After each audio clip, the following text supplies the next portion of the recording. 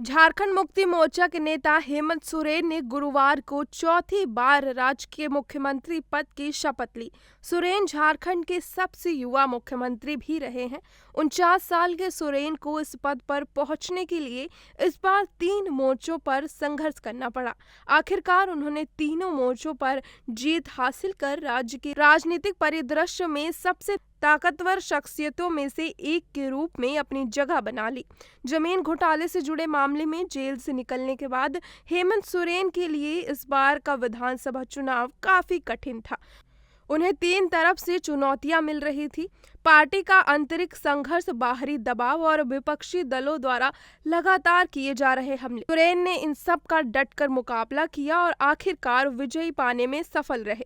चुनाव परिणाम ने ये साबित कर दिया कि हेमंत सोरेन ने झारखंड के राजनीतिक परिदृश्य में सबसे कद्दावर नेताओं में से एक के रूप में अपनी जगह बना ली। झारखंड के मुख्यमंत्री हेमंत सोरेन ने कठिन कानूनी लड़ाइयों, पार्टी की अंदरूनी बगावतों और व्यक्तिगत असफलताओं से भी भरी बेहद चुनौतीपूर्ण राजनीति यात्रा तय की। अपने कंधों पर आदिवासी आशाओं और आकांक्षाओं का भार भी रखते हुए सोरेन को एक कठिन लड़ाई का सामना करना पड़ा। पहली बार जब उन्होंने मुख्यमंत्री कार्यालय में कदम रखा, ऐसा लग रहा था कि परिस्थितियां उनके खिलाफ है। फिर भी प्रत्येक झटके के साथ सोरेन मजबूत हो गए। वो न केवल हाशियों पर पड़े लोगों की आवाज बनकर उभरे, बल्कि राजनीतिक उथल-पुथल के सामने लचीलेपन के प्रतीक के रूप में भी उभरे।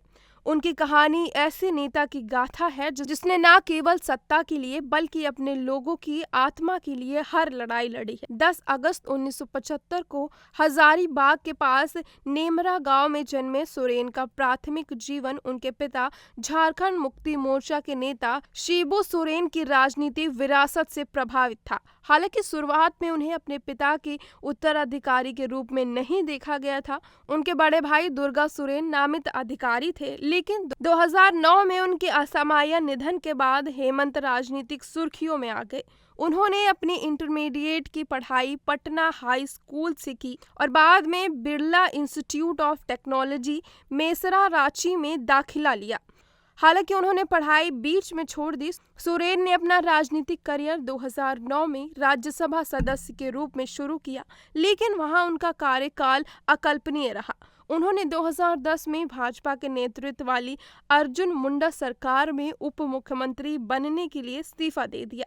2012 में ये गठबंधन टूट गया और राज्य में राष्ट्रपति शासन लग गया।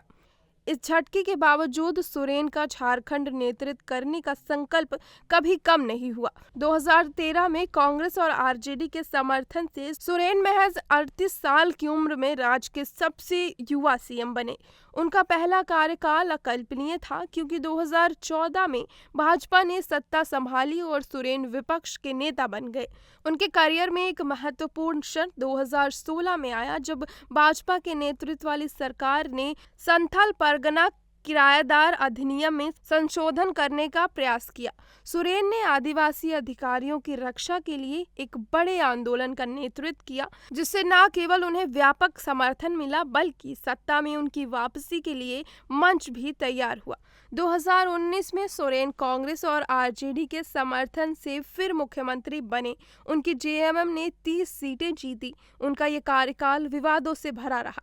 2023 में वो भूमि घोटाले से जुड़े मनी लॉन्ड्रिंग मामले में उलझ 31 जनवरी 2024 को सीएम सोरेन से इस्तीफा देने के तुरंत बाद उन्हें गिरफ्तार कर लिया गया। लगभग 5 महीने जेल में बिताने के बाद सोरेन को झारखंड हाई कोर्ट ने जमानत दे दी थी। सोरेन ने लगातार कहा कि उनकी गिरफ्तारी राजनीति से प्रेरित थी।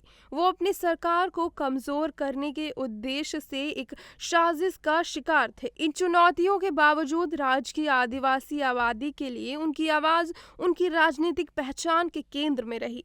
वो उन पहलों में सबसे आगे रहे हैं जिनका उद्देश्य आदिवासियों को सशक्त बनाना है।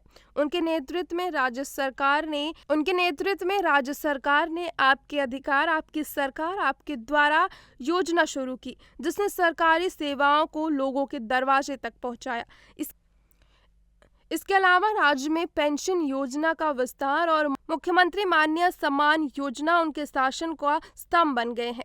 उनका दावा है कि सामाजिक कल्याण के प्रति उनकी सरकार की प्रतिबद्धता किसान उधार माफी में भी स्पष्ट है, जिसका उद्देश्य 1.75 लाख से अधिक किसानों को लाभ पहुंचाना था। उनकी सरकार ने बकाया बिजली बिल भी माफ कर दिया और 200 यूनिट तक मुफ्त बिजली प्रदान करने वाली योजना शुरू की। अपने पूरे राजनीतिक जीवन में हेमंत सोरेन को भाजपा के तीव्र विरोध का सामना करना पड़ा है। उनकी राजनीतिक यात्रा भी पार्टी के अतिरिक्त संघर्षों से भरी है। ऐसी चुनौतियों के बावजूद उनका नेतृत्व लचीला बना रहा और राजनीतिक उथल-पुथल से निपटने के लिए उनकी क्षमता ने उनकी स्थिति को और भी मजबूत कर दिया है।